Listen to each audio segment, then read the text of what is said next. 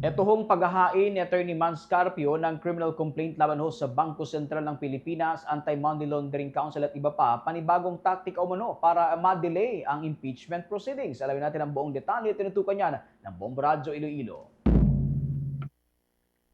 Iginiit ng isang kongresista na panibagong delaying tactic ng kampo ng mga Duterte ang ginawa ni Attorney Mans Carpio na paghahain ng criminal complaint laban sa ilang miyembro ng House Committee on Justice, Anti-Money Laundering Council at Bangko Sentral ng Pilipinas. Sa panayam ng Bombo Radio kay ACT Teachers Party List Representative Antonio Tinio, sinabi niya na nais ni Carpio na madiskaril ang impeachment proceedings ng House panel laban sa kanyang asawa na si Vice President Sara Duterte. Ito ay matapos na nabigo ang Vice Presidente na makakuha ng temporary restraining order mula sa Supreme Court na sana'y haharang sa public impeachment hearing laban sa kanya. Bukod dito, nagsampa rin sa Attorney Carpio ng kaso sa Quezon City Regional Trial Court upang pigilan sana ang Bureau of Internal Revenue o BIR sa pagsunod sa subpoena na inilabas ng panel. Ngunit naging moot ito matapos matanggap na ng komite ang mga kopya ng tax records ng Vice Presidente at ng kanyang asawa.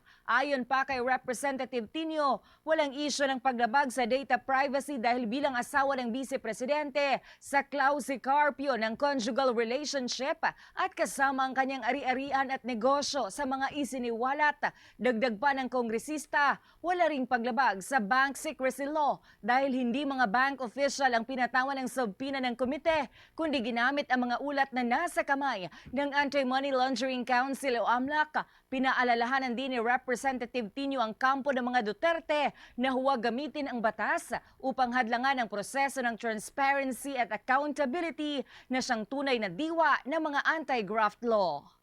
Karapatan nila mag-file ng kaso pero para sa atin malinaw na delaying tactic or harassment tactic ito. Isa na naman sa napakaraming mga attempt nila na harangan o hadlangan ang proseso ng impeachment sa House. Mula doon sa pagtakbo sa Supreme Court, nagpunta na sa RTC itong si Attorney Mans Carpio. Lahat sila ay mga tangkang i-derail yung proseso ng pagpapanagot sa isang impeachable official ang Vice Presidente. Si Representative Antonio Tinio para sa Bombo Network News mula sa Bombo Radio Iloilo. Ako si Bombo G. Zapadios. This is Bombo Radio Philippines, the #1 and the most trusted source of news and information.